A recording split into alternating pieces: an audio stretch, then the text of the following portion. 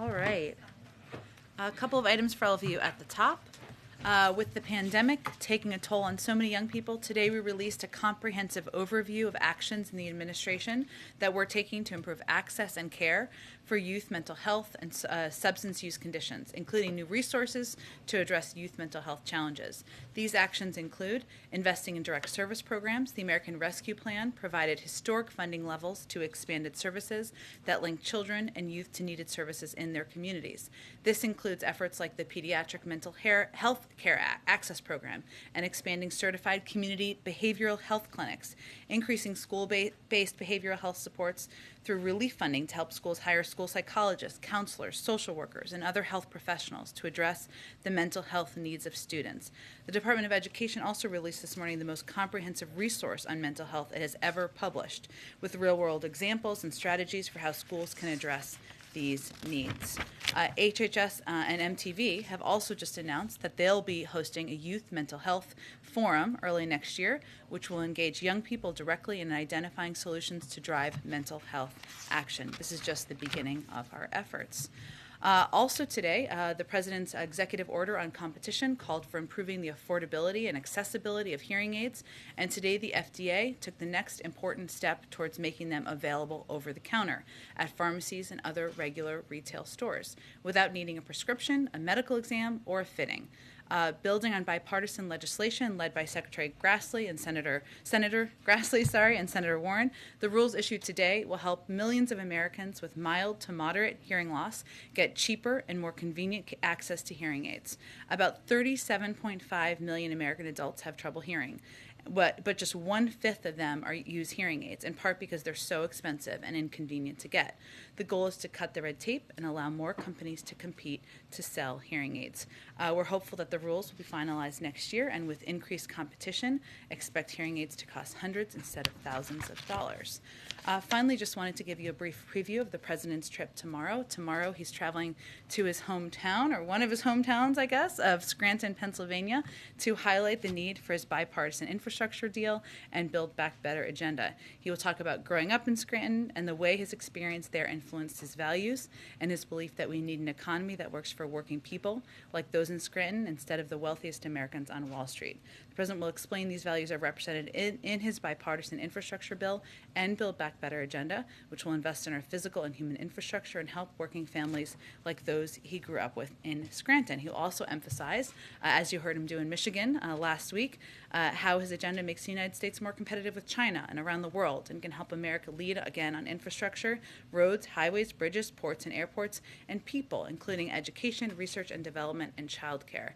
The President's infrastructure bill helps us rebuild our country, replace lead water pipes, expand access to high-speed internet, invest in climate resilience, and create good-paying union jobs. One other item, last one, lots of things going on today. Some good news on the supply chain front. Union Pacific Railroad just announced its facility serving the ports of Los Angeles and Long Beach will now operate 24/7 to help move containers out of LA and Long Beach. And just yesterday, the Port of Los Angeles Executive Director Jen Psaki said that we have already cut in half the amount of cargo that is sitting on the docks for 13 days or longer. That is serious progress. And this commitment from the railroad is just the latest step towards a 24/7 supply chain and the result of important partnership between business, labor, and the port leadership. And also, welcome back to Kristen Welker, back as a fierce mama journalist, and we're waving a hello to your beautiful daughter, too. Welcome back. She's not old enough to watch yet, but hopefully. Yeah, she's napping. Okay, and Darlene, why don't you kick us off? Thank you. Just a few questions about Rahm Emanuel's confirmation hearing tomorrow. How much weight did the President place on Emanuel's handling of the Juan McDonald police involved murder before offering him the ambassadorship of Japan? The President nominated Rahm Emanuel to serve as ambassador to Japan because he's somebody who has a record of public service, both in Congress, serving as a public official in the White House, and certainly also as the mayor of Chicago, and he felt he was somebody who could best represent the United States in Japan. How does the White House respond to some of the criticism of the nomination, specifically from there are some liberal House members who are unhappy about it, and I know House members don't have a role in the confirmation hearing tomorrow. There's the NAACP, there are activists in Chicago. They're all saying that the nomination is out of step with the values of the president, who has called for a comprehensive and meaningful police reform. So how do you square those two? The president's record commitment to police reform speaks for itself. It is something he would like to get done. He would like to sign it into law. It is far overdue, and it is a priority for him in his administration. At the same time, he selects and has nominated a range of ambassadors to serve the United States overseas because of their qualifications, whether it's from business, public service, or other reasons that would make them qualified for these positions. And then lastly on that, presumably the president would have spoken with Rahm Emanuel at some point during the process. Did they talk about the McDonald case? I don't have any record of him speaking with him necessarily through the process. He didn't speak with every ambassadorial nominee. Obviously, he's somebody who he was familiar with. He knew his record longstanding prior to the nomination. And the president has made his own comments about that case, which I would point everyone to. Go ahead. Thanks, Jen. I just want to follow up on the supply chain that you just said was, you were seeing some serious progress on that front, so a couple of questions. Yeah. There. So the Port of Long Beach yesterday saw this new record broken, 100 vessels at anchor waiting to enter. Normally, pre-COVID, they're seeing 17 ships, give or take, at anchor. Is the president satisfied today on where things stand? The president is satisfied that progress continues to be made. And one of the reasons that there has been so much traffic in a lot of these ports is because there are more goods that are being ordered by people across the country. People have more money, expendable resources. Their wages are up. More people are working than they were a year ago. And port to port, it's different. But statistically, some of these ports have 20%, 30% increased volume as a result of that. The president had said in his remarks last week that if federal support is needed, he would direct appropriate action. So what's the bar for that? What's the mark for directing additional, perhaps, federal appropriate action where you can? Well, clearly, we just announced a number of steps just last week in order to increase capacity. I just announced a step today, just a few minutes ago, or highlighted it, I guess I should say. And we're going to continue to evaluate steps that need to be taken in order to move toward a 24/7 global supply chain. The trade group that represents clothing manufacturers yesterday called on the administration to do more, basically, and they're asking perhaps that the Navy or the National Guard be called up to help unload cargo, drive trucks, do a number of things. Are those options? Is that an option? I'm not here to take options off the table, but I will say we have made a great deal of progress already by working with labor leaders, by working with individuals running these ports and companies running these ports, by working with private sector companies to make progress, expedite the moving of goods, as is evidenced by the progress made by some of the port leaders over the course of the last couple of days. Go ahead. Thanks, Jen. You said yesterday that beyond the Clean Energy Performance Plan, there's more on the table as far as what you could do legislatively on climate. Senator Manchin today said that carbon tax is not one of the things that's come up in discussions that the White House has had with him. Is that something that the White House has taken off the table, and if so, why? I'm not taking any options on or off the table. This is an ongoing negotiation, and obviously each of the senators or members who are part of the negotiations can speak for themselves on what they are for or against at this point in the process. I think what it's important to note, and what I would just point out today, is that there was a report from the Rhodium Group, an independent research firm, reinforced the fact that the United States has multiple pathways to meet President Biden's pledge to reduce emissions 50 to 52% below 2005 levels in 2030.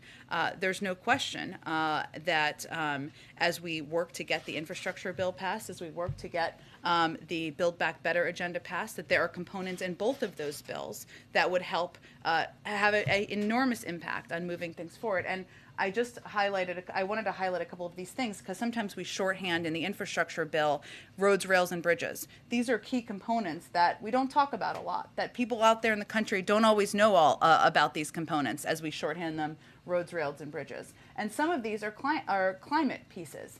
Including making the largest federal investment in history to expand public transit. That's going to help a range of lower income communities. It's also a step that is a positive step forward for the climate. remediating environmental harms and addressing the legacy pollution that harms the public health of communities by cleaning up Superfund sites, building out first ever national network of EV charging stations in the United States. What I would note, just to go back to this rhodium report again, which we can share with all of you if you haven't seen it, is that while we continue to work with our colleagues in Congress on a clean energy performance program, this independent analysis lays out a path to the president's climate goal without the EPP in place. No one policy, in our view, makes or breaks our chances. It's clear that we need to pursue bold efforts in all of the economic sectors that release harmful greenhouse gas emissions, and we're working with Congress to do exactly that. So I mentioned, of course, the different components in the package and the president's budget proposal.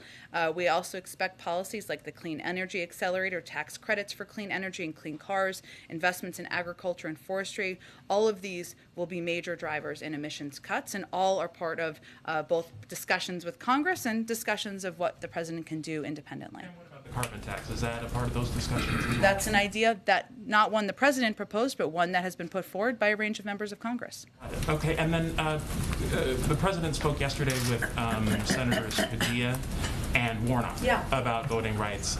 Both of those senators have said that the filibuster should not get in the way at all of voting rights legislation, even if that means it needs to be done away with, reformed, whatever. Did the president share with those senators yesterday why he disagrees with them? The president called both Senators Warnock and Padilla yesterday to convey his commitment to getting must-pass legislation through that will protect Americans' constitutional rights from the systematic assault that Republicans have been mounting in state legislatures across the country based on the big lie. I'd also note that the vice president also spoke with Senators King, Klobuchar, and Ossoff and delivered the same message, our commitment to absolutely getting this done. They also reiterated and what I said yesterday, which is that Senate Democrats, we know Senate Democrats, including members they spoke with yesterday, have worked hard to draft legislation that includes traditionally bipartisan provisions. It's something that should get support from Republicans and Democrats across the spectrum, and that if Republicans cannot come forward and stop standing in the way, if they can't support strengthening, protecting the fundamental right to vote, then Democrats are going to have to determine an alternative path forward. But right now, the vice president wanted to call to express support and express interest in working together to get this done. And you said, you talked about Republicans coming forward to support that. I think it was Representative Kinzinger who said over the weekend that he would be willing to support a narrower initiative that was not like an omnibus voting rights bill, but dealt with narrower issues. Is that something that you're open to considering?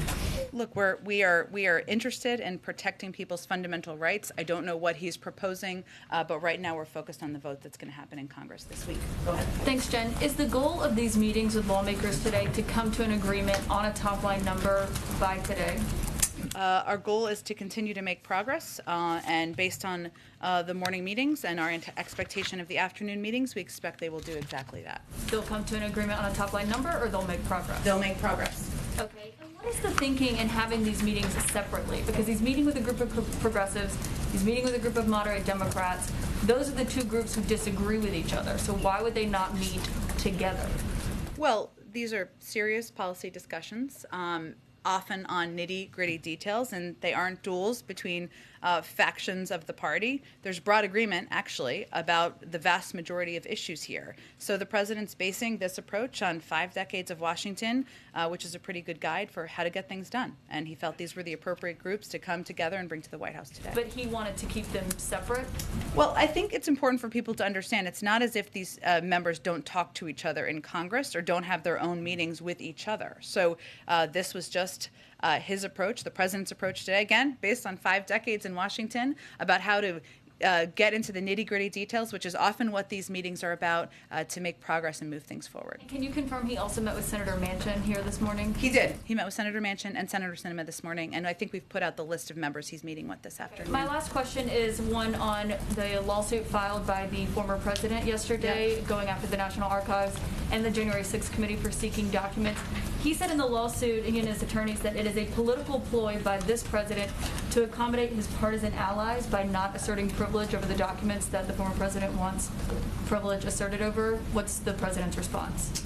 Well, our view, and I think the view of the vast majority of Americans is that former President Trump abused the office of the presidency and attempted to subvert a peaceful transfer of power, something that had happened between Democratic and Republican presidencies for decades and decades throughout history. The former president's actions represented a unique and existential threat to our democracy that we don't feel can be swept under the rug. And as President Biden determined, and as we have provided updates to all of you, as our legal team has made evaluations, the constitutional protections of executive privilege should not be used to shield information that reflects a clear and apparent effort to subvert the Constitution itself. Right. Thank you, Jen. I have a carbon tax question and a voting rights question. Sure. On carbon tax, I know you said it isn't his idea, but does he believe it's possible to design a carbon tax that would not violate his 400,000 and below, no taxes on people who earn 4,000? Yes, I think you and I have had this conversation before. I'm having a flashback. He does. Well, it wasn't his idea. He does, and there's ample precedent for that in terms of what's in the infrastructure bill. My second question is, does he know whether Joe Manchin would support a carbon tax? We will let Senator Joe Manchin speak for himself on what he would and would not support. And on voting rights, you said if Republicans won't step forward, Democrats will have to come up with an alternative path forward. It's been known for some time that Republicans are not going to come forward, and you don't have the votes in the states or in Congress, and unless Joe Manchin agrees to a carve-out for the filibuster, how far along are you on figuring out what that alternative path forward would be? Well, it's a discussion that we would have with leaders and members in Congress and right now what our focus is on the vote tomorrow. Republicans still have an opportunity to do the right thing to protect people's fundamental right to vote. But so just a question on the timing on the supply chain issue. Yeah. Actions that the president has taken. It was clear in March of 2020 when COVID hit that the supply chains across the world had been disrupted. Even as the sort of work to fight back against COVID proceeded, it was crystal clear that things were not improving on supply chain. People couldn't get dishwashers and furniture and treadmills delivered on time, not to mention all sorts of other things. So why is it the tragedy of the treadmill that's delayed? Right, the problem. But the serious point is, why didn't the president act sooner in a more aggressive way? I know there was a task force announced of some kind earlier this summer, but essentially the president waited until now, right before the holiday season, to take these series of actions. Why didn't the president act sooner? And is that a reflection of the fact that his administration has failed to kind of anticipate and is much more reactive to these kinds of things rather than getting ahead of them as they should? Well, that's not actually true. The president formed a task force at the very beginning of the administration, and what we know from the global supply chain issues is that they are multifaceted. Right now, we've been focusing on the ports and issues at the ports, and what leaders at these ports will tell you is that they've seen an increase in volume dramatically as it relates to last year, a year ago, 20%, 30% increase in volume. But there are other issues that have impacted the global supply chain that we've been working to address through our task force from the beginning. One of them is the fact that manufacturing sites around the world have been shut down because of COVID. We've been working to be the largest supplier of COVID vaccines to countries around the world for a range of reasons. It's morally right, but also to help address those global supply chain issues and the impact that manufacturing and the slowdown in manufacturing can have on the global supply chain. Another issue that people will tell you, and you've done some reporting on, many of you, is the shortage of drivers that we have seen, and there's been some reporting on it recently, but this has been an issue throughout the course of the year. The DMV, has expedited their approval of commercial driver's licenses. In 2021, an average of 50,000 commercial driver's licenses and learning permits have been issued each month, 60% higher than 2021 numbers. We've also been working with unions to help address the shortages of workers, whether they are at ports or whether they are driving issues or other components that impact the supply chain. So I think the important thing to understand here is that there are multiple issues that are impacting the supply chain. And some of that is that as the economy has turned back on, more people had expendable income, wages, to buy more goods. More people are buying more goods. People have started to also buy more things online than going into stores. And so that is also impacting the volume, and there's a need for more. So We've been working on this since February, and we've seen the uptick, perhaps related to the fact that this season, sometimes people are buying even more goods, but we've been working on it since February. Jen, I have a follow-up on that. I'll come back to you, Emerald. Go ahead. Thank you, Jen. As the president meets with lawmakers today, in his view, are there any non-negotiables in this package? Do any of his signature programs have to remain? His red line continues to be that he will not raise taxes for anyone making less than $400,000 a year.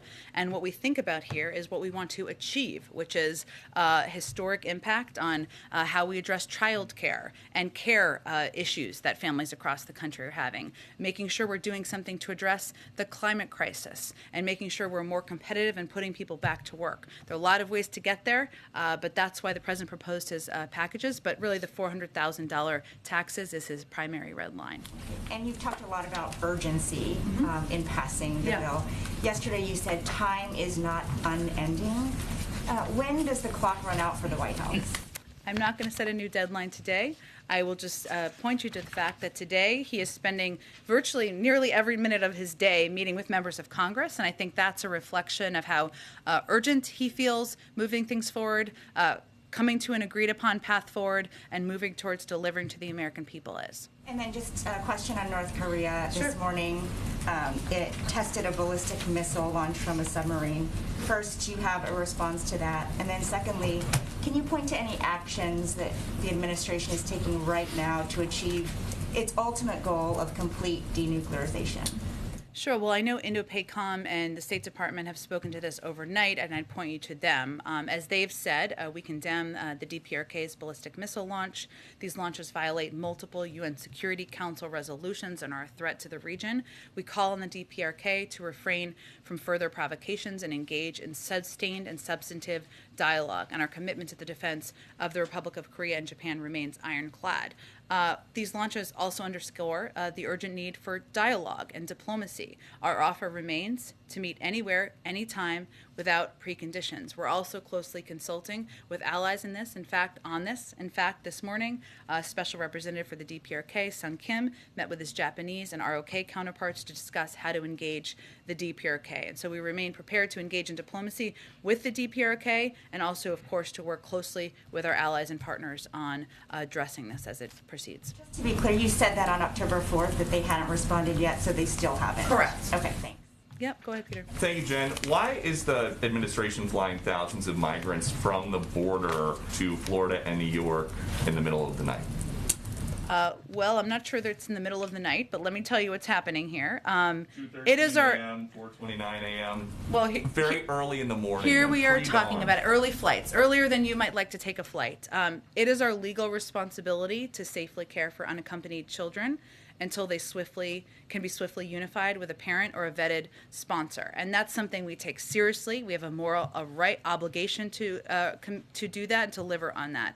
As a part of the unification process, our Office of Refugee Resettlement facilitates travel for children in its custody to their families or sponsors across the country. So in recent weeks, unaccompanied children passed through the Westchester Airport, which I think is what you're referring to, en route to their final destination to be unified with their parents or vetted sponsor. It's no surprise that kids can be seen traveling through states, not just New York. It's something that we're also working to unite children with their family members or vetted sponsors in other parts of the country as well. Okay, to follow up on some of the tax talk, there's this new proposal by Democrats in Congress and the Treasury Secretary to start monitoring every bank account that has $10,000 of cash flow per year.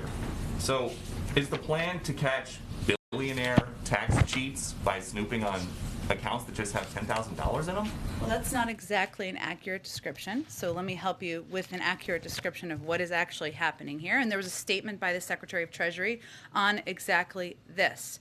Where she said in this statement, so just to reiterate, she deeply appreciates the work of Chairman Wyden and Chairman Neal's leadership on reconciliation, and in particular, the need to close the tax gap. At the core of the discrepancy in the ways types of income are reported to the IRS are opaque income sources, frequently avoid scrutiny, while wages and federal benefits are typically subject to full compliance. So people who get W-2s, whether they are teachers, firefighters, employees at Fox News, anywhere where they may may be getting a W-2, that's not what we're talking about here. They're already reporting their income. We're talking about high net worth individuals who are not paying the taxes they owe, and that's what this policy would propose to address. But in the statement that you just cited, it says many top earners avoid paying billions in the taxes that they owe by exploiting the system. So why is it that you need to start looking at accounts that just have $10,000 in it? Maybe somebody doesn't get a W-2.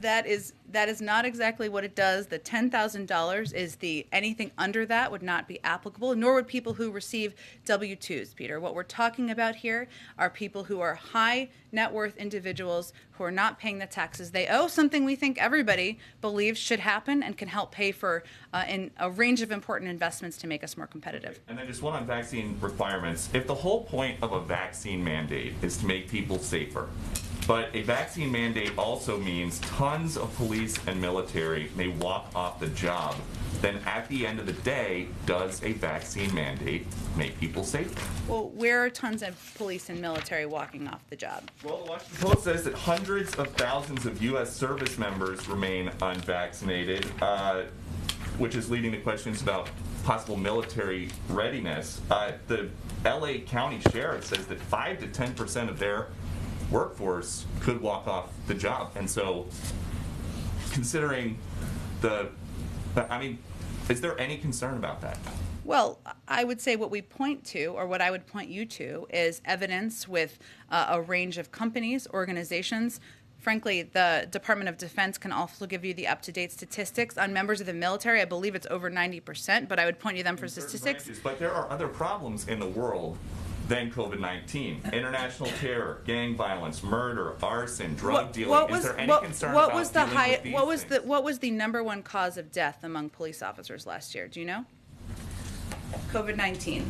So that's something that we're working to address, and police departments are working to address. If you look at Seattle as an example, which I know has been in some of the reporting, 92% of the police force is vaccinated, as are 93% of firefighters. 99% of Seattle's 11,000 employees have submitted vaccine verification or an exemption request. Safety, though, all these other problems, terror, murder, robberies, kidnappings, is there any concern that if police forces shrink, or if the size of the ready military force shrinks, that the United States or localities may not be equipped properly to deal with Peter, them? more than 700,000 people have died of COVID. Again, it was the number one cause of death among police departments and police officers. It's something that we should take seriously. Departments are trying to save people in their departments, people who work for them. We support that effort, and there's been success across the country in that regard. Thank you, Jen. Given that you have two separate meetings with moderates and progressives today, is this White House confident that it will reach a deal on reconciliation by Democratic leadership's self-imposed October 31st deadline? That's not a deadline that we have proposed. The timeline for that is the surface transportation bill expiring, which is, of course, important, something we need to renew and save the jobs of thousands of employees who could be furloughed. But what our effort is and our focus is on is continuing to make progress. And we are getting closer to an agreement on a path forward to deliver for the American people. The president believes in the value of meeting face-to-face, hence the meetings today and his full day of meetings today. And we believe his view of the urgency here is reflected in the views of a lot of these members he's meeting with as well. I hear you saying, essentially, that it's unlikely that you will reach, and I understand it's not your deadline, but still it's the deadline set by Democratic leadership. I hear you indicating it's unlikely you'll... That's actually not what I'm indicating. I'm indicating that we're continuing to make progress. We're getting close to the final stages here. We're working to get agreement on a path forward. We're making progress on that. I'm not going to set new deadlines. I understand why you guys want them. They're not particularly constructive otherwise. Let me ask you about what Senator Manchin said. He said, I don't know how that would happen. He went further than you are going.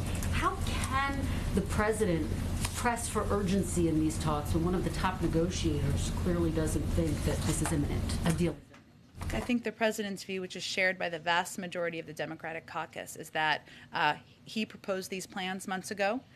We've had months to discuss, consider, debate, litigate the nitty-gritty details. We're continuing to do that today, and it will come time soon to move forward and deliver for the American people. And that's something that the vast majority of the caucus agrees on. Let me just ask you about the child tax Sure. credit, because there's been some discussion, a push by moderates for those tax credits to be limited to families making less than $60,000.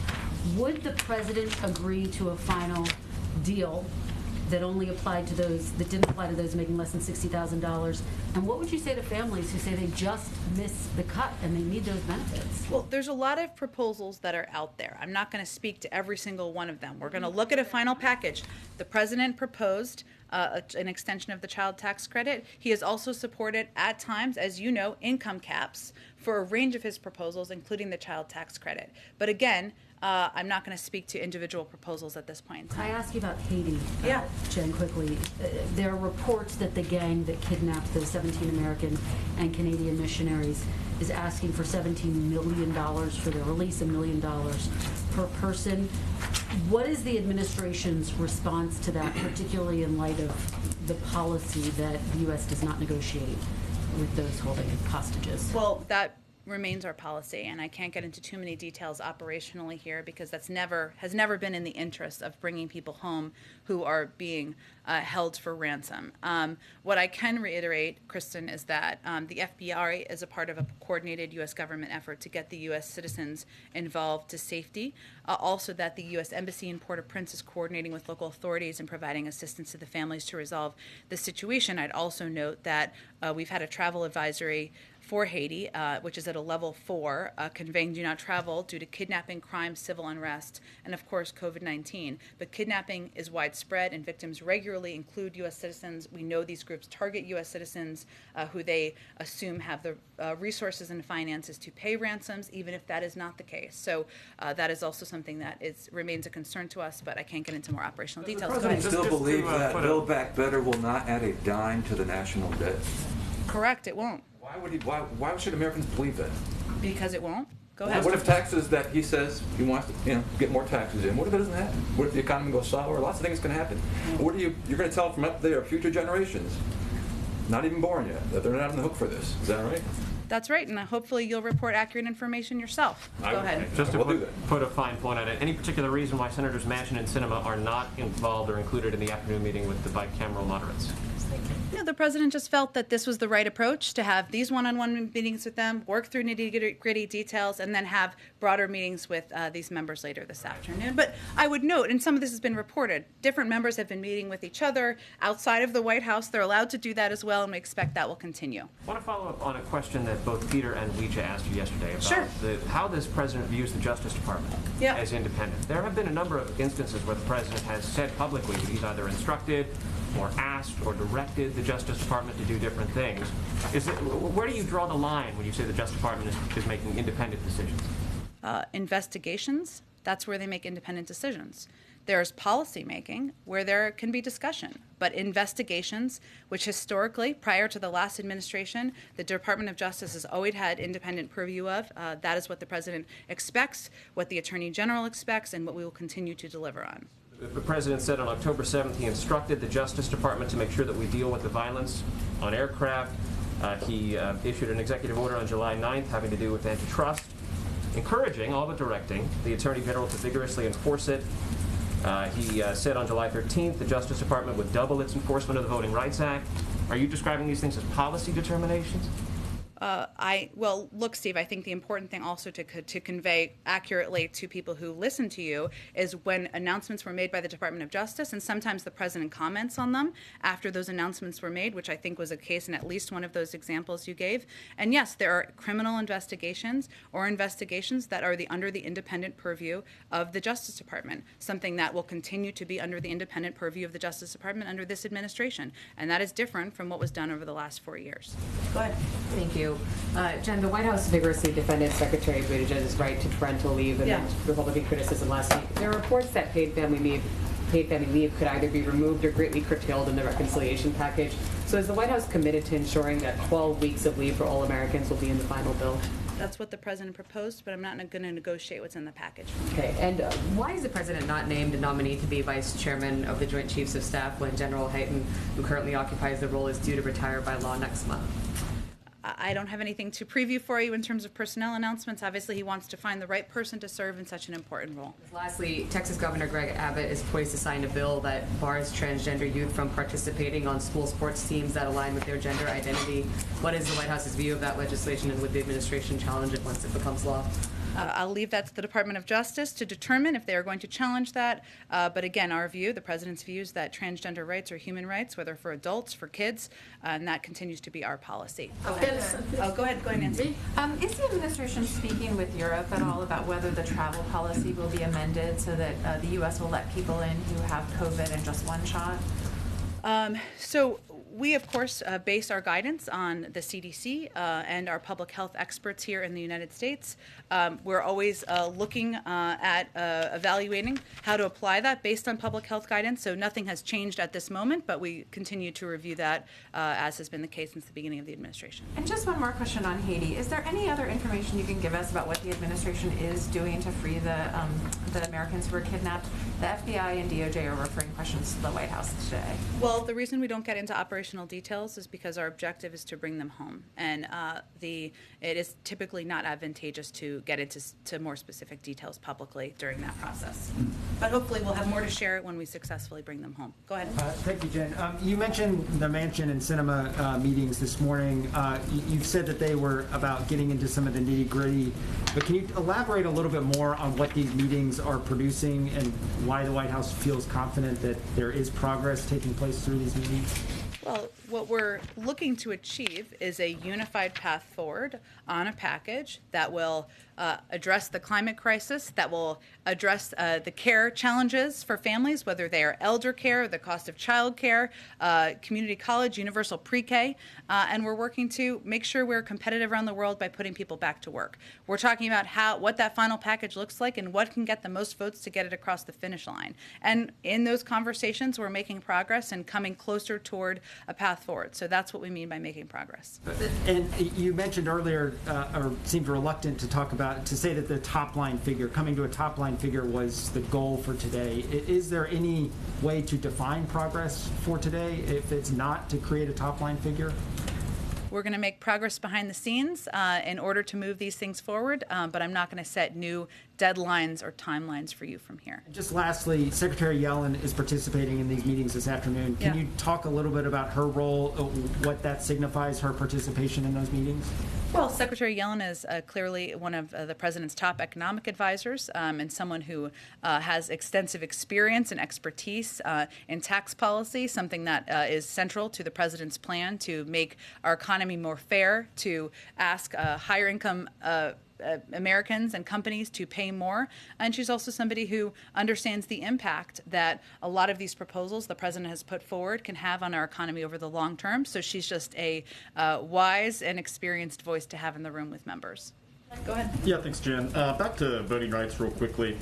When you said Democrats will have to find a, quote, alternative path forward if the Freedom to Vote Act fails tomorrow, do you mean a new alternative legislatively in Congress or an alternative path besides legislation? What are possible alternatives in this case? Well, we'll have to discuss that once the vote concludes. But the president, as you know, has taken a number of steps of his own accord, including a historic executive order on voting rights, including additional funding referenced earlier to help protect people's fundamental right to vote, including asking the vice president or agreeing with the vice president that she would serve and lead this effort around the country. So this is an issue we're committed to, and we'll continue to be in conversation with leaders in Congress on how to get it done. Yeah, and I know you've been asked about the filibuster a lot over the last year, but would the president reconsider his position on the filibuster if Senate Republicans do block the Freedom to Vote Act tomorrow? Again, I have nothing other to preview for you than the president is committed to getting voting rights done. He had a range of conversations I just outlined for all of you. Whoa, okay, hopefully everyone's okay, that I just outlined for all of you. It remains a commitment of the president, and he's going to continue to work to get it done. Those meetings were just with lawmakers who already support the Freedom to Vote Act. So what came out of those meetings productive to help get this passed? conversations about the path forward and the conversations about the president's commitment to making sure voting rights become law, protecting voting rights. Jen, following I'll up, go to you next time. Go ahead. following up on voting rights, you have about 25 people out there in a standoff getting ready to get arrested, some high-name people, and they're concerned that the president is not dealing with the issue of the filibuster correctly. That's one question on voting rights. What can the president do to move this forward if he does not want to deal with the filibuster? What can he do? Well, I think, April, what you've seen him do to date is take every step possible under his purview, whether it's signing historic executive actions into law, whether it is ensuring that there is funding that is provided to protect people's fundamental rights, whether it's giving major speeches on voting rights and conveying to people, including activists who are proudly standing up and defending people's fundamental rights, that this is something he's committed to do. Right now, there's going to be a vote tomorrow. We're going to keep working with leaders in Congress to get this done. So, with that said, you said just a few minutes ago the president has 5 decades in Washington. With that 5 decades comes relationship. He said before he's had a relationship with Mitch McConnell. Is this the time that he talks to Mitch McConnell about voting rights, to lean in, to get Republicans to stand and support it? Because this is not just a black issue, it's an everyone issue. Agree. It is an everyone issue, and it's a fundamental threat to our democracy, and it's a priority for the president to get this done. I don't have any calls with Senator McConnell to preview for you, but certainly the president's going to use every relationship, every lever, every bully pulpit opportunity he has to move this forward. And the last black agenda item, policing, executive orders. We understand that you are trying to move expeditiously on this. Mm-hmm. What can you tell us about these executive orders that you are eyeing right now? Because there are some who used to be in Justice Department said there's not much you can do, but what can you do with new executive orders as it relates to policing in this nation? Well, as you know, April, from covering this closely, we didn't put in place or sign executive orders. The president didn't during the time where the police reform negotiations were ongoing at the ask of many outside groups. So that's something that we have now taking a fresh look at to see what can be done through executive action. I can't preview that at this point while it's in the process, but we're going to see, look and see what levers we have to pull to put in additional protections, even as police reform is not moving through Congress currently. Is there going to be more police accountability, because we understand he was not for removing qualified immunity? Is there going to be something that can give teeth to prevent police officers from deadly force? As you know, April, police reform, something he talked about in his speech last weekend even, is something the president's committed to getting done. I don't have anything to preview for you at this point, what those might look like. Go ahead. Jen, you said you called on me. Oh, sorry. Go ahead, Emerald. Okay, thank you. Thanks. I have follow-ups on a couple of topics. First off, Secretary Buttigieg, given the seriousness of the supply chain crisis and the multiple issues that you outlined, wouldn't it be wise for the Secretary to get back on the bicycle, so to speak, and come back to work? A new poll found that 65% of voters think that, given what's going on, he should come back to work. He's at work. He's on paternity leave. I was on a conference call with him this morning. He's in the department now, every day. Listen, Emerald, I think what you're getting at here is this question about whether men, parents, women should have paternity and maternity leave, and the answer is absolutely yes. In our view, that is the policy of this administration. That is what we're pressing to make law, so it's a reality for women, parents, fathers across the country, and we're not going to back away from that. This is a little different job than a lot of, and as one of my colleagues noted, we knew the supply chain issues were coming. Emerald, just to be clear, we are quite confident in the capabilities, the talents of the civil servants, the leadership at the Department of Transportation, just as we are at companies across the country where men take maternity and paternity leave. I took 12 weeks of maternity leave when I was the White House Communications Director, and I'm grateful to former President Obama for that and for leadership at the time for that. This is something men, women should have. They should have this time to bond with their children. Not going to apologize for that from here. here, and certainly we are able to get the job done for the American people in the interim. On that topic, who is the point person, who is the main person in charge in his paternity leave? There are a range of officials leading different components of the Department of Transportation, including the Chief of Staff, the Deputy Secretary of Transportation, a range of officials who keep that place humming, functioning every single day. Go on the vaccine mandates. I think we're going to keep going along. Go ahead. Emerald, I think we've spent plenty of time with you today. Go ahead. Why is the Biden administration Emerald, setting aside compensation? Let's give some other people more time here, okay? Thank you. Go ahead. A lot more questions to other people, Jen. A question on the climate change summit next week. Does the White House view this current reconciliation bill as the last chance to pass measures within it, or do you think that whatever you can't tackle now, you might be able to get on or come back to in future bills? We do. We think that whatever we cannot tackle now, we will be able to tackle in future bills. The components of this are too important not to keep fighting for all of these pieces to become law. And then on the climate change summit, the leaders of the three other largest energy-consuming countries, China, Russia, and India, have not said whether or not they're going to be attending the summit next week. And there's been reports that President Xi will not attend. I'm curious what kind of message the White House thinks that sends if some of these leaders don't show up in Scotland next week. Well, we know, and I can't speak to every leader, obviously, and I know they'll have their own explanations. COVID is still a major issue in many countries around the world, and some of them have referenced that as the reason for not traveling at this point in time. In terms of the arrangements at the summit, I would point you to those leading the summit. We have had a range of constructive and productive meetings with leaders via video conference, via phone call. That's something we've had to do over the last couple of years because of COVID, but it is also a moment for a range of leaders, business leaders, executives, leaders from agencies around the world to come together and work to address the climate crisis. I know we didn't get to everyone, but I think we got to go. Thanks everyone so much. Have a good day.